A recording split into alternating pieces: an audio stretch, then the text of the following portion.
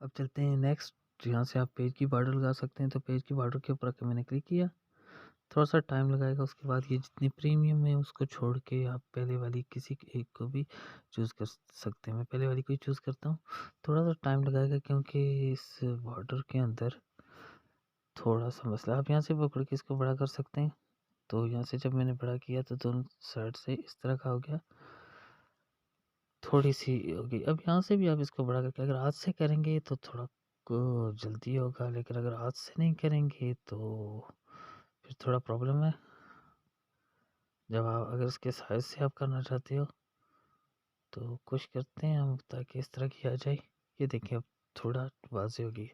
اس کے کلر کو یہاں سے ہم چینج کر سکتے ہیں. یہ دیکھیں یہاں سے میں نے اس کے کلر کو چینج کر دیا. اس کے سائز پہ جا کے کریں گے تو تھوڑا لوڈنگ کی وجہ سے تھوڑا پرابلم کرتی ہے. تو یہ اس کی بارڈر ہوگی.